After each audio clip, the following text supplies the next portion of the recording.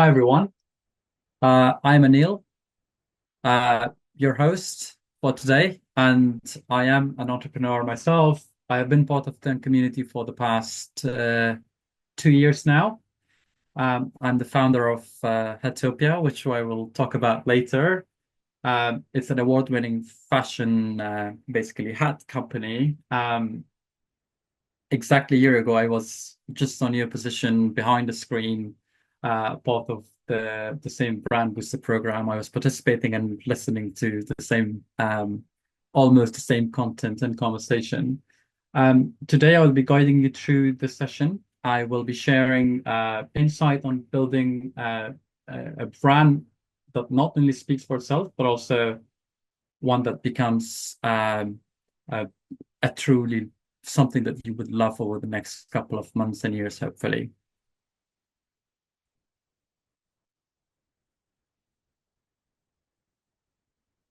Uh, Now I have an important tip for you to help you make the most of these online sessions. We kindly recommend using a computer instead of smartphone to attend the Zoom session. Trust me, it makes a huge difference, especially on the session like today that we're going to be working on so many things. And if you are currently in this Zoom on your smartphone, don't worry. There's still time to switch to your computers. Simply keep your phone onto lesson and until you've successfully switched on from a computer. And once you're connected, you could turn off your phone and immerse yourself in the session by using your computer. So I hope everyone is ready with your computers, and we're going to have a very, very interesting session today. Welcome to the Brand Booster Brief Workshop, part of TERN Open Business. For many of you, it's very, very exciting workshop for two reasons.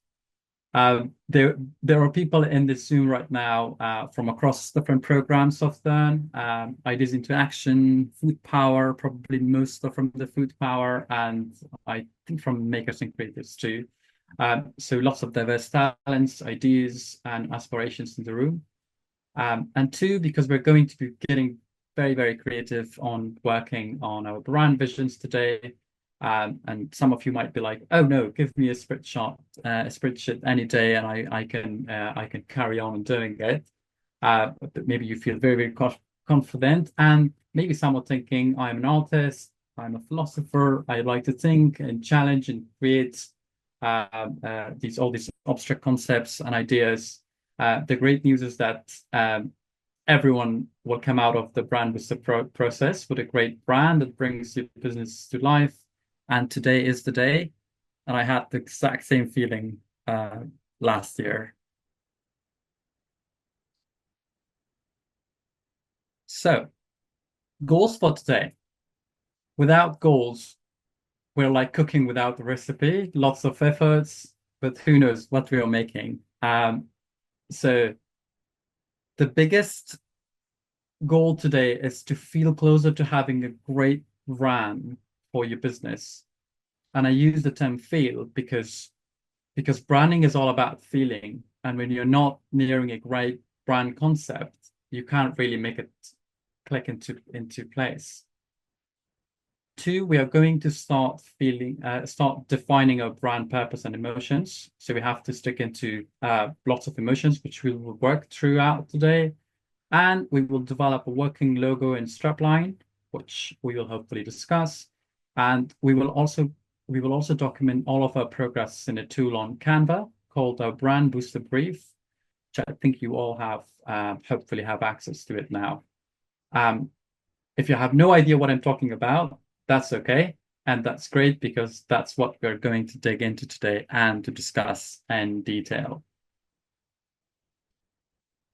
TERN has made many food entrepreneurs like yourselves over the years, and here are some of the examples. We will talk about one of them throughout the conversations, but I had personally the pleasure of meeting some of them in different events and during my time with TERN. What is a brand? Can someone unmute and share their ideas, or just type your thought on the chat to what a brand is?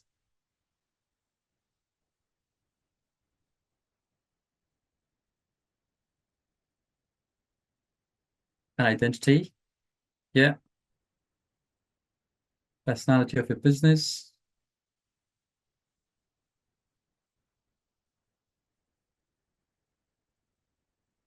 Good. A brand is more than just a logo. And as you rightly say, it is an identity. It's the overall feeling and public identity of your business. The way it looks, the way it feels, it comes across to people, and it shows up in everything you do, whenever you communicate with externals and even with your own team. It's about more than just things you can see. It's about it's the feeling people get when they talk and interact about their business. Uh, it's like, and I keep referring today to my brand as well. It's just how exactly I feel, I enjoy when I talk about my brand. It's just the brand I've created. So I just not just me, but people involved with me, they always enjoy when we talk about it, which I will take you through at one point throughout the presentation as well.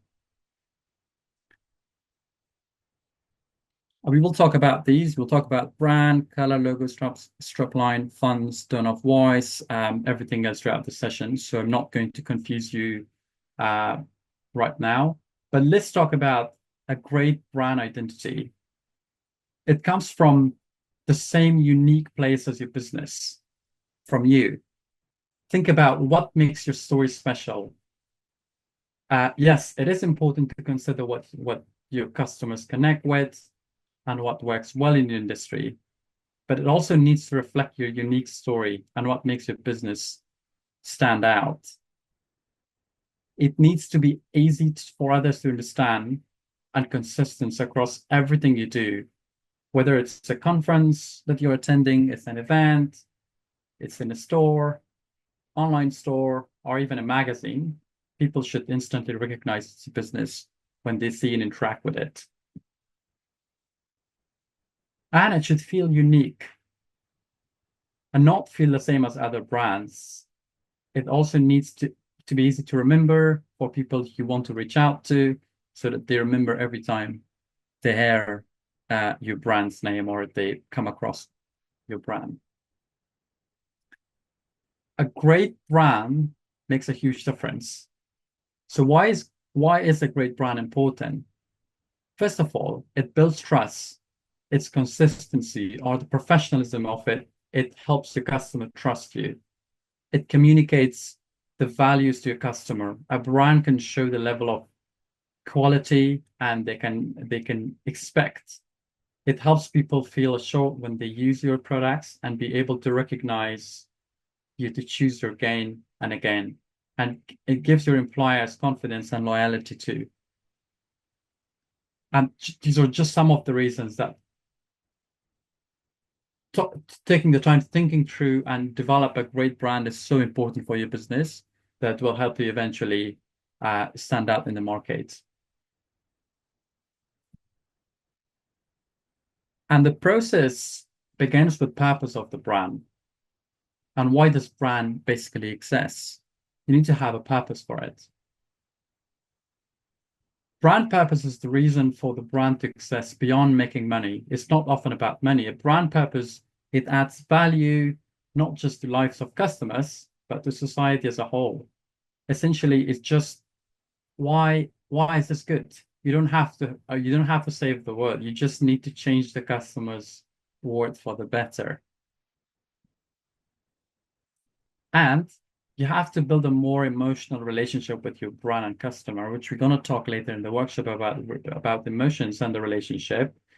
The purpose should be something your customers cares about too, so you could relate that on into your brand as well.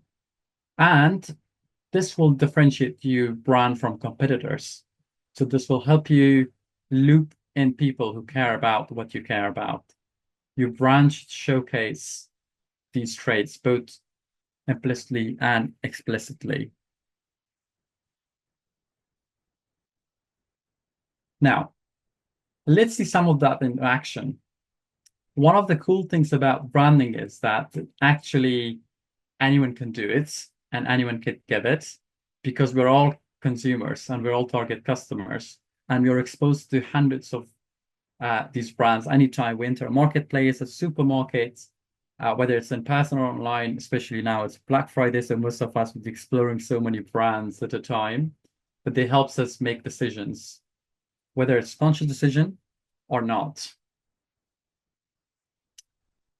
Let's put let's put into the eyes of the customer.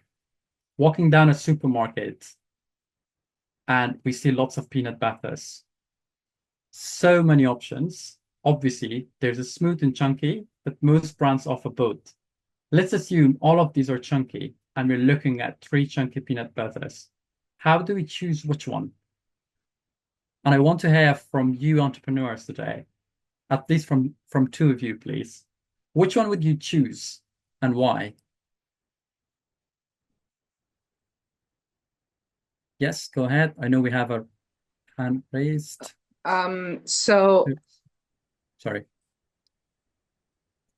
right. So I'm torn between the Whole Earth and the Justin's because I prefer organic ingredients when consuming, but I know that the one in the middle has some additives. I think it has palm oil.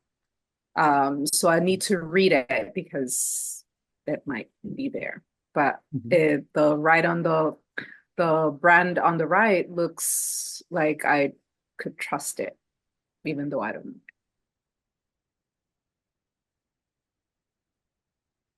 Jasmine, I know you had your raised Yeah. hand. Hi, Yeah, go yeah, ahead. I will say something criminal here now.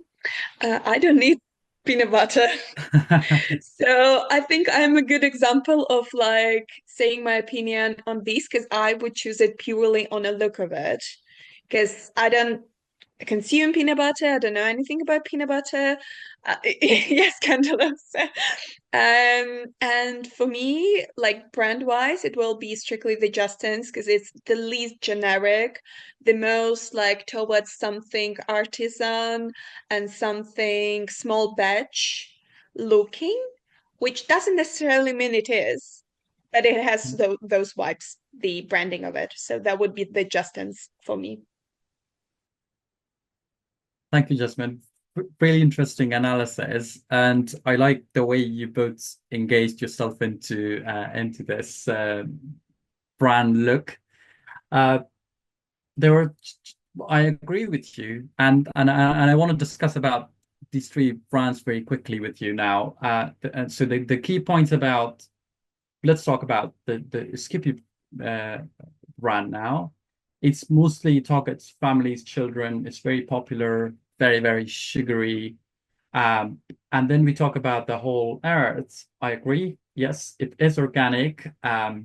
It's natural, reliable ingredients. It's affordable, and it's the jar itself it's very nice. It has the trees. They sort of go for it.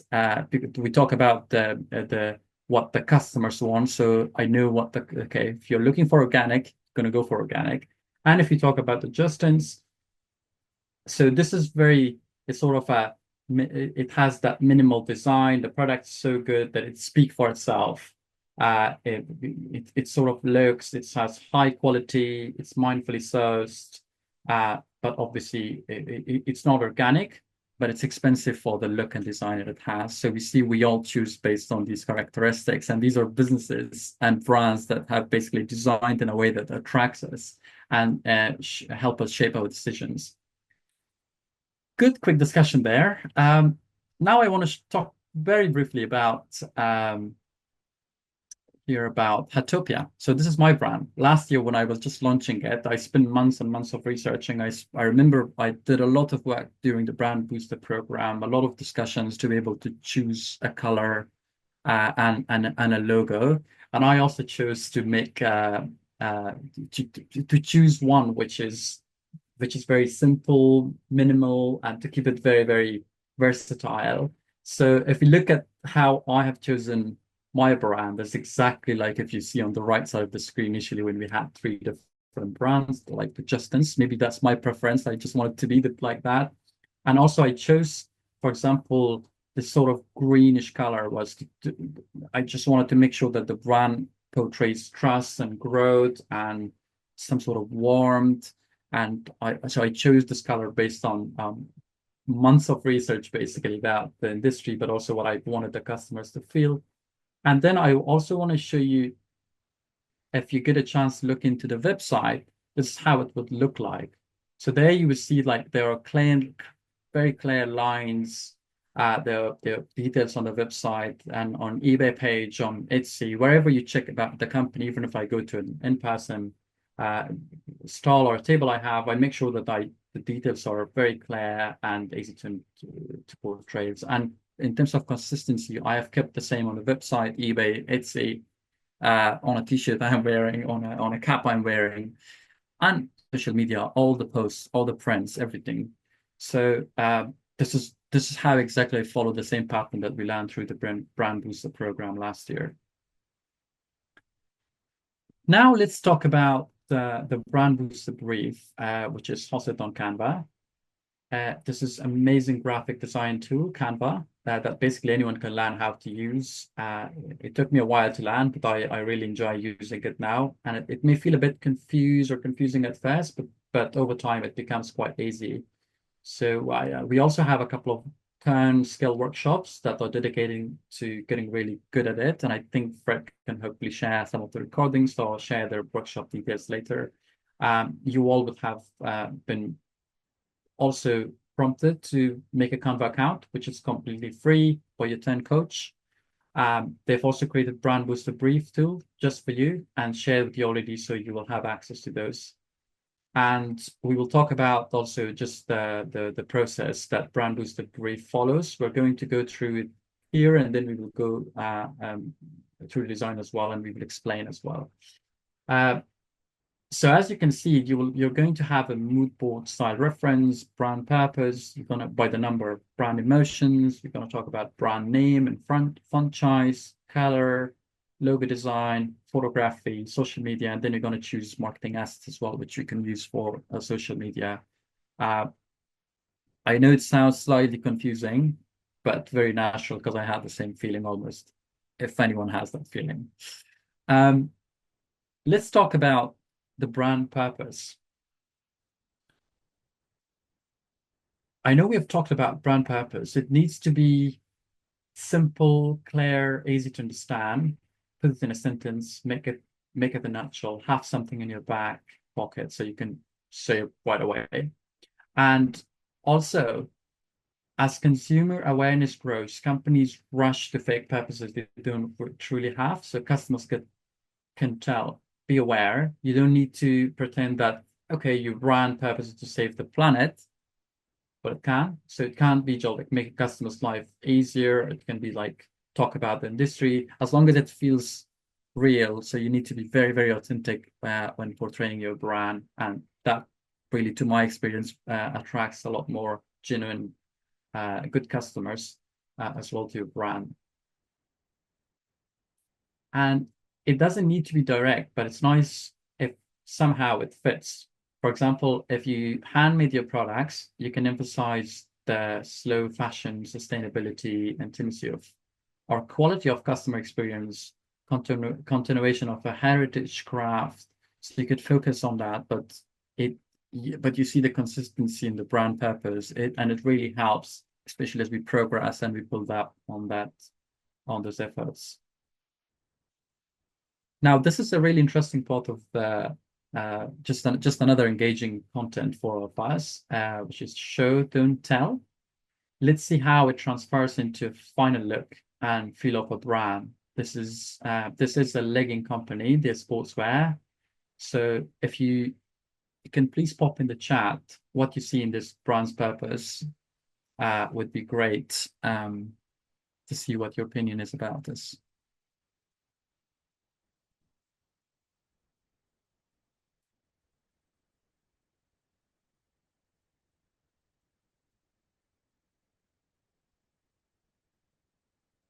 Or feel free to unmute yourself if,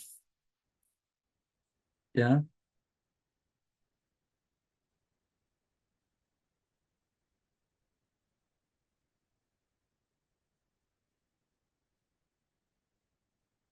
loss of identity, strength, power, study materials. I like it. It's quite diverse opinion out there and very relevant too. So if you look at it, it says it basically has no limits, wild and free, and it shows the comfort and flexibility of product itself. Um, the connection with true stability as a human, connection to the body, grounded that, that stone rock hard determination. We see that the graph Brazilian squared, the perfect form. So it basically, without saying a single word, it just says a lot by looking at it, and it is really a nice way to basically get engaged with your customers from a brand point of view. This is We talked about the Canva tool that you're going to look into, the brand booster sheets that you all have, and this is how exactly the brand purpose page will look like for you. And what is what is the most important in this bit for you? Have you thought about it? Any opinion, very briefly on this? Anyone?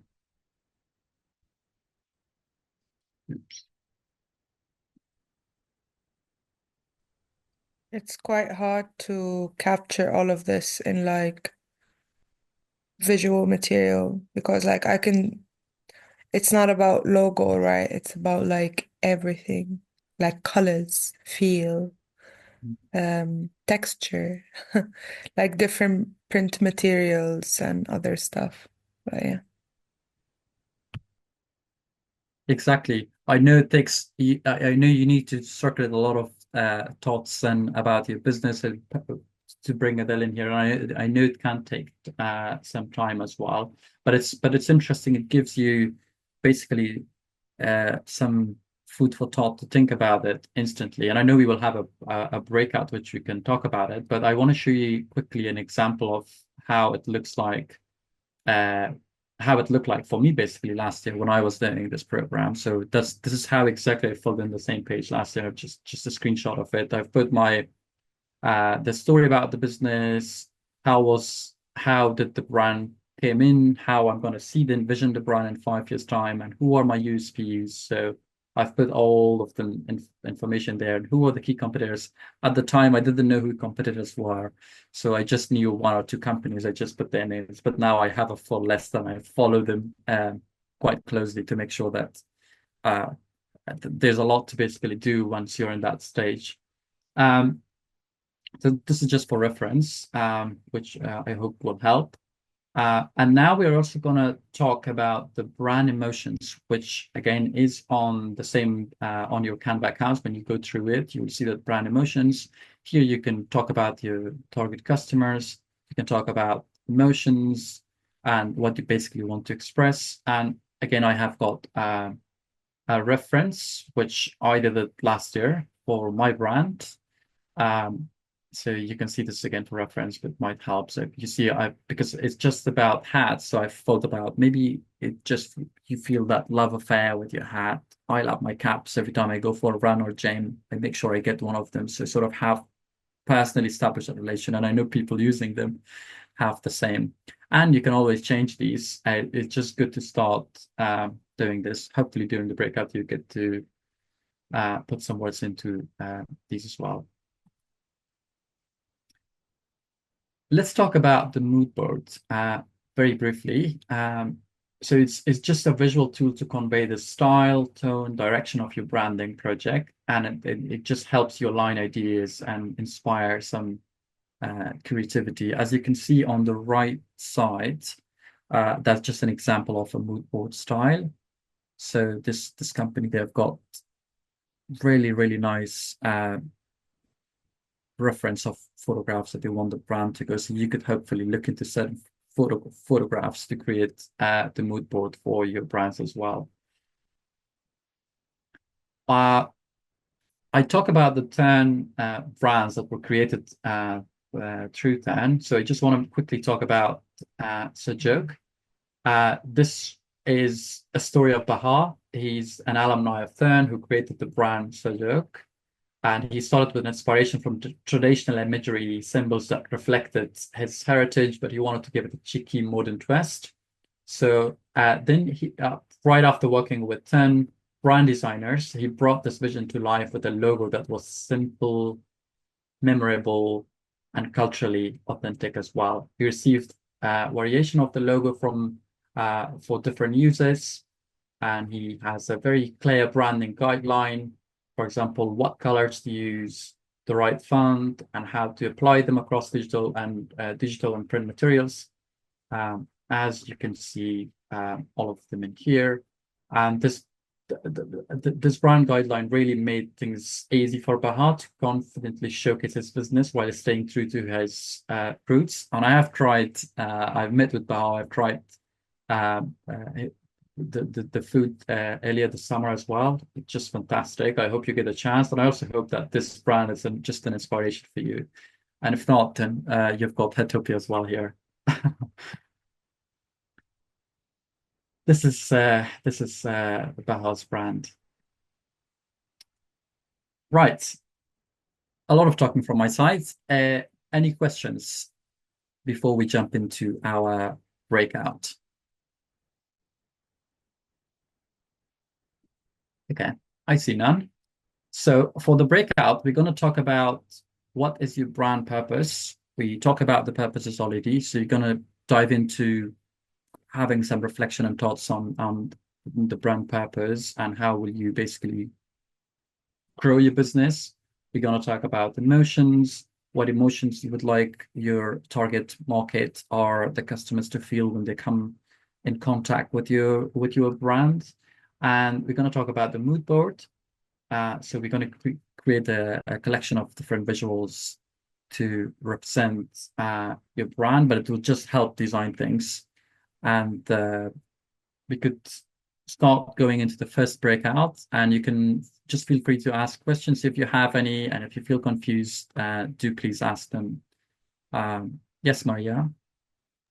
I would like to ask you about these mood boards because I tried to look through this presentation when I got it, and I didn't get like we are creating these mood boards for like colors or for idea or for what? Because like some mood boards that we got as an examples were confusing, like foods with some photo of horses. Like I didn't get the idea why. Like that was kind of strange. And now you just showed us the mood board with heritage. How does it show the idea of my brand? I just don't understand this. So obviously the examples you've seen are just for reference, and they don't reflect, for example, a general business idea. Every business is so unique, and for your business specifically, you could focus on what you like about your own brand, your own business, and how you want the designers to look into that different visuals of that. So then they will help you design things, and you can always interact with them on the Canva document. You can comment and they will get back to you. So the photographs you saw earlier and the photographs you saw on the mood board visuals during this presentation, they are just so general. So it doesn't apply technically to your business and food itself. And you could, in terms of colors, you will have another element, which I think we'll talk on part 2 about it, is that you can choose the colors, but mood board basically it could be a combination of different visuals. And if you want, because that could be different photographs, not specifically same color, but there will be another part for the colors that we can discuss as well. Okay, thanks. I hope that was a productive breakout. I used to enjoy the breakouts because I would take out all the confusions away. Now we could look into some other important aspects of the brand. We could start looking into the logo section now and the logo design. and I know we all know about logos. We all know a lot about the logos. We all know that all businesses have got one. And for you, a logo would be best if you think about symbols, pictograms, visuals that represent different aspects of your product or services, and your brand values or purposes, or any other elements of your brand. Uh, you could look into symbols, and any imagery can be very, very powerful inspiration for your logos and visuals. And you could look at the specific references that shows your style, vision, and you could look into references as well, which you could put it then on your Canva document to show. And then you can decide what style you would like to see in your logo in general. So that's with the logos. The next thing you're going to work on and then decide is your strapline. What is a strapline? It is the short line you often see underneath a brand's logo that describes it further. Or you see it's a long-term commitment to your audience. It doesn't change from campaign to campaign the way that advertising slogans do, or it's a way to tell the world what you're about, to describe what you do, so that people can understand right away what they're looking at and if it's relevant to them. We could look at some of the references here that will give you've seen probably all of these on a daily basis, and these are called like aspirational strap lines. As you may notice, these are all very big brands, complex organizations. They can articulate an ethos that unites all its various activities and can help to position a brand in its marketplace. And they make you feel a feeling. We often interact with some of them at least, and you have that feeling. Just do it, but you don't have to say sports equipment, because we all know what Nike is about. And the same with other brands that we interact on a daily basis. Now let's look at the descriptive strapline. They can help audience understand what an organization does, and some are more fun-wordy with a little or with a little wordplay, but ultimately it's clear that this is a place I can find information about, for example, traveling. Some are very basic, simple, and to the point, but still they express their USPs. For example, see, it talks about they're handmade or they are freshly made. We can look at Mazal here. It shows commitment to relaxing space as well as beauty treatments. So the moment you look at it, you understand. There are some examples of strap lines and for food entrepreneurs like Nando's, Pret a Manger, or Leon. And I think Fred will, if you can please copy some of those into the chat, just for your reference, if you would like to look into the food strap lines, could be very helpful. And we could look into some of the symbol and strap lines that work together. Here are just some examples of great logos and strap lines that working together very well from past 10 entrepreneurs who went through the same process. Here you can see Chic Shark is a belly dancing with a therapeutic dimension for all genders. Her logo is a belly, but it's unisex. Lots of movement, almost like a hack, which is how she wants her classes to feel. And then we see that Angie's Rainbow or handmade hair accessories, her USPs are like with a social mission to support queer families that's expressed through her rainbow pastels and strip line. We talked about Sojok, the Syrian toasties. It has a little Syrian hat cook, and jauntily, it's fun, it's cheeky, it's a twist on something in the UK market loves, the toasty. And we could look into a few more examples, like Kapana. It's a barbecue shack. Its brand is all about fire, food, and friends. we talked about the Massal Beauty and Wellness. It's a nail salon and beauty parlor that's all about customer experience. So perfect that they feel lucky to know her, and hence the hands are hand with those painted nails. It's just a perfect representation of the brand. And obviously, in your cases, when you receive your logo assets, you will receive both logos with the strap line and logos without, so you can use them in the best way you can.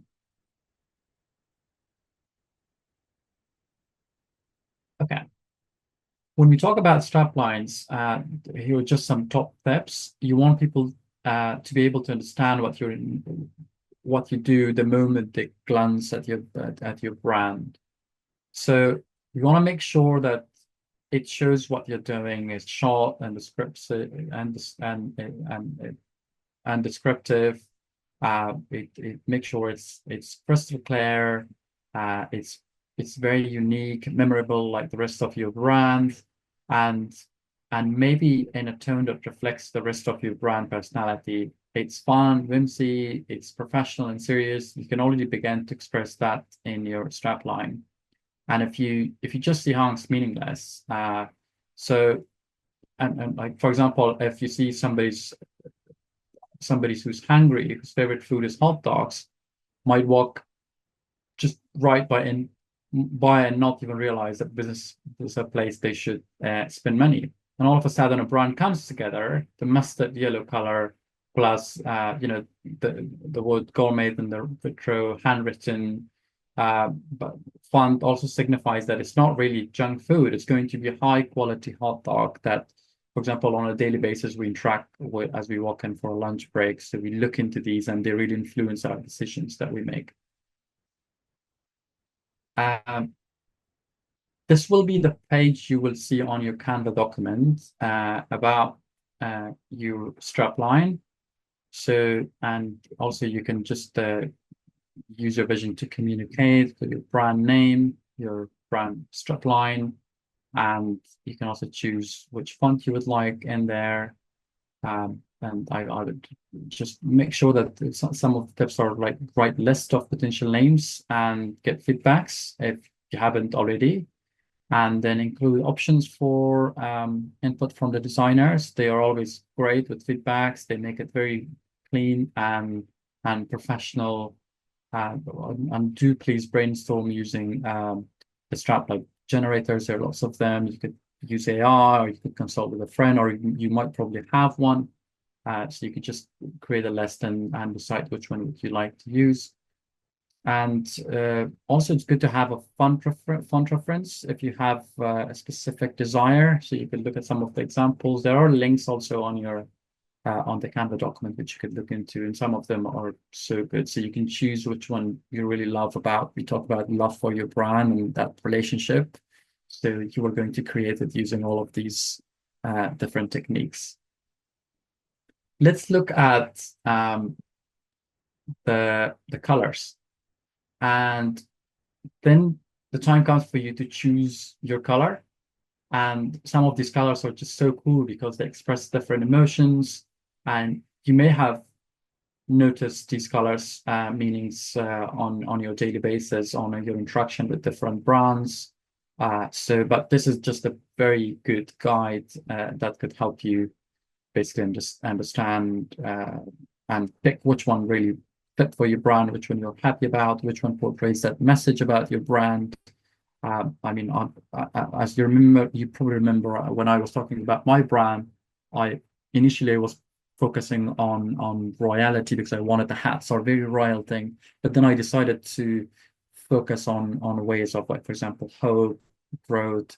It's very personal for me, so I chose this color, and that's how the whole branding has basically been since then, relying on this color, and I really love it, and lots of my customers do the same. So pick the right one, the one that you love, and you will love it for the rest of the time when you start expanding your business. And here are some of the top tips on choosing your color. So colors could be, it needs to be timeless. Right now, for example, also it needs to be trendy. For example, right now the trend is pale color, but don't select just because it's trendy or you see it often. It's good to be contemporary, but they need to be timeless. And they will need to refresh from time to time. Could have a secondary palette and change after a while if you do not rely on it. So make sure you consider that as well. And then make sure that the color you're choosing is clear and legible, because brands, for example, want to use baby pinks, yellow, and if they're it might not be legible. So make sure you focus on legibility, clear, and make sure it's as clear and simple as possible, because that's the most important thing. For example, I would give you an example of Netflix. You often click on it, you see it's very simple, clear. That end, when you see it, though it's a movie night, so we can and gonna go for it. So you could focus on that. I personally have focused on that as well. And what's important is also that it's distinguishable. So competitors use different, for example, red and yellow for fast food. So we make sure that it's very unique from the competitor, so that they're not almost the same. That there's no that if somebody sees, they would see like, oh, this business is not unique enough. They've probably copied from somebody else, and that is probably not a good idea for the business. I know there are some examples, so we'll look into it at some point. Here's an example for the reference. Also in your document, you will see this page, and all you need to do is, once you've decided on your colors, then you can see on the document itself, there's a link included as well, which will help you get the hex codes. And if you struggle, you can ask any of us.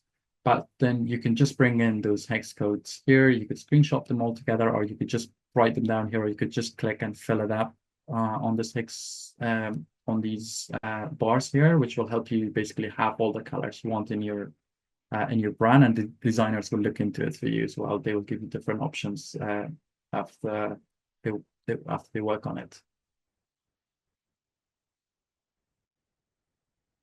Yeah, and just some tips on these are like some could be light, some could be dark, and there is the link. I think you also have it on your documents, but you could use a different link if you want. Those could generate different ones for you, and also make sure you use them to develop your mood board as well. I know there was a question about the color, so you could use some of these colors. Once you have decided on color, you could also work on your mood board.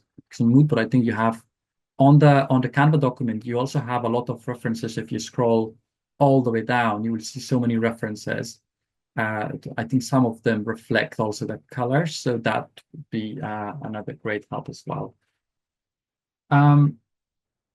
Let's look into some of the bad brands before we do our next breakout.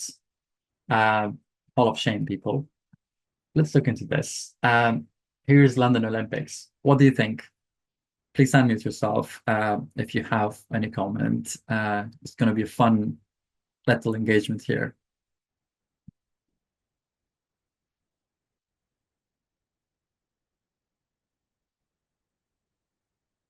Or you can use the chat. Yeah. Exactly, it is. It's very confusing. It just doesn't look really well for a sport event like that. And let's look at another one. Oh, Pizza Hut. This clearly looks like someone is just copying from the Pizza Hut, and it's actually funny. And if you look at this one, yeah. I'm just going to think of Pizza Hut when I saw this, and especially this time of the evening, and the fast food. It's not about the brand; it's also about it's not really the same. It's not necessary in the market to have just a copy from a different brand.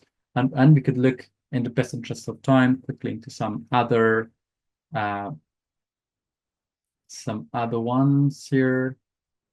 Let's look at Smith Smith. This is just another one.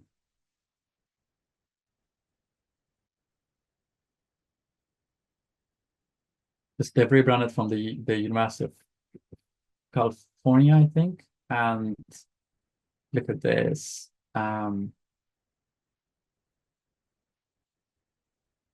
These are just some of the examples of using bad brands and copy pasting, not being unique and original.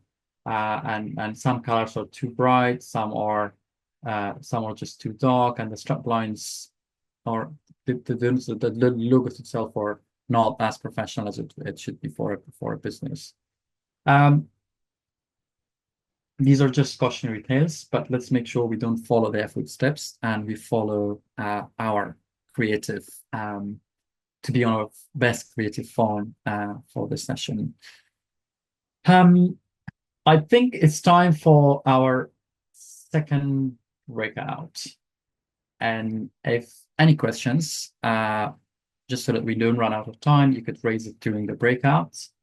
And then let's just quickly see what we're going to do. We're going to obviously focus on our logo design. Make sure that your logo is the best, brilliant. Be specific about your symbols, the visual styles, and what you want to represent. And if you don't have a full-scale idea, just initially what you have about your brand and idea, just put it out there, and you can improve it later. And also, let's focus on our strapline. Make sure that you come up with a working strapline, something you love, something you like, and the colors. And let's choose some of the some very yummy colors, especially, a lot of you are involved in the foods. That would be another interesting session. Okay, I will see you all after the break.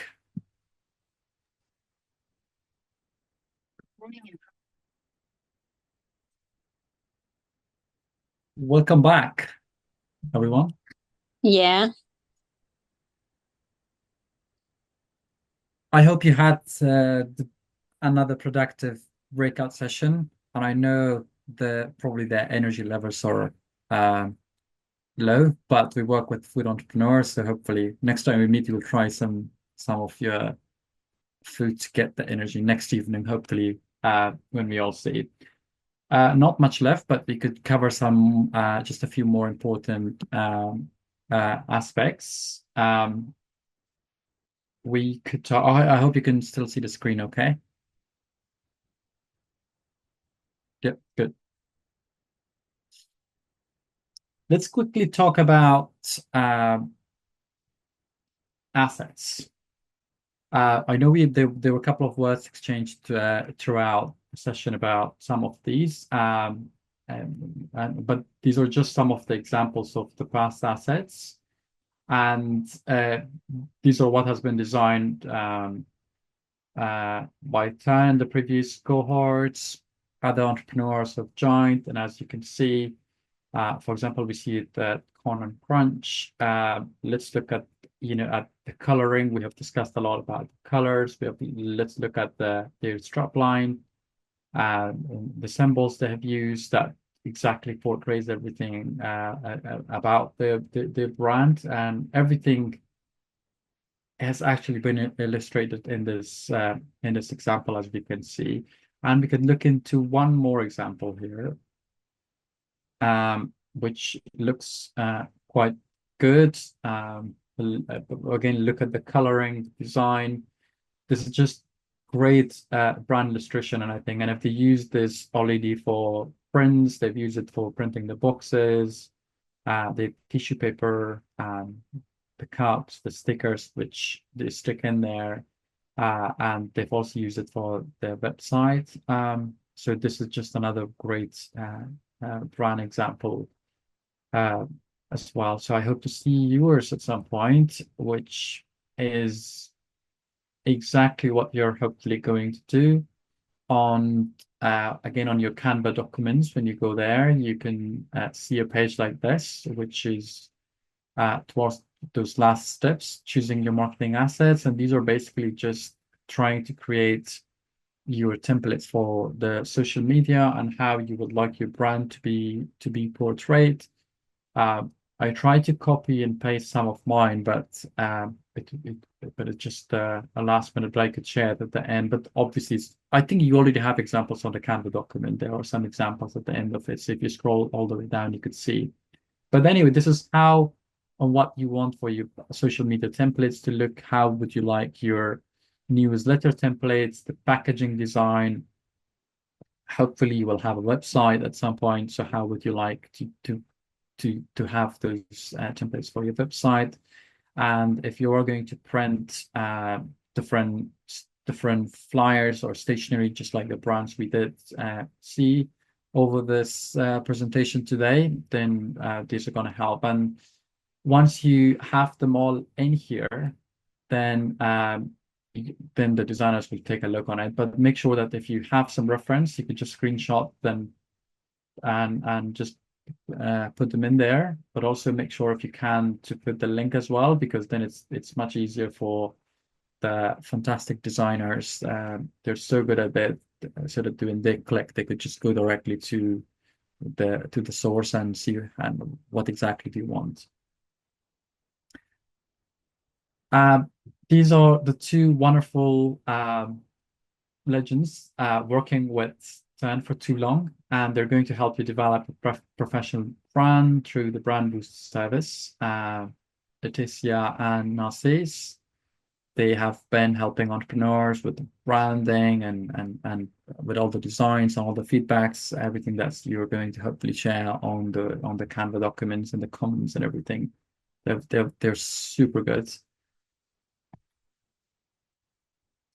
Now let's take a quick look at what are the next steps. And the next week or two, just please prepare your brand booster brief, and you're basically going to meet with your TERN coach and they will help you get up to the standard by helping you make sure that everything that you basically want, so that they understand, and you can ask them, but they will make sure that everything you want is basically responded, and you get the support. And you can just book a time with them when you feel like you have done all that you can. And by week one, which would be the first stage, I believe, is the designers will probably give you stage one briefs that includes, but like sometimes it could be one or two options or three options. It depends for the first draft. And you will then choose basically one option and give back and just give feedback to it. Not because it's perfect, but because it could potentially be reflective of what you want, and you will give like more feedback on the changes that are coming in there as well. And it's best if this could be like constructive feedback, meaning that you could exact thing you want for your brand or of something different. For example, you want the font to be more white set and the thicker letters, or you want it to easier to read, for example, for children, or maybe just an example of I don't like the font, or I can't read the font, or if you want to change the design, or if you can change the color, or if the color is not reflected, all sort of feedback. And be specific also about what you would like to see the changes on your brand. And then there will be second stage as well, that designers will take your feedback, they will refine all the options and that you have chosen, and they give you stage two draft. The stage two will show you the logo, the strapline, logo without strapline in dark and light colors. So it will be like more of a complete draft. And for majority of the entrepreneurs, that there will be probably a few tweaks from there. So that means they would probably be happy with that design. And then designers will make a Google folder for you, where you can have access to your logo, your assets, the brand guidelines as well. If you ever want to print something, or if you need stickers, packaging, or flyers, then you can just take them all from there. Or maybe if you want to design something on your Canva, so you will then have your final brand, and everything, all assets will be there. Everything that you need will be just there, but it depends on you and how you're going to put everything in the next couple of weeks on your Canva documents.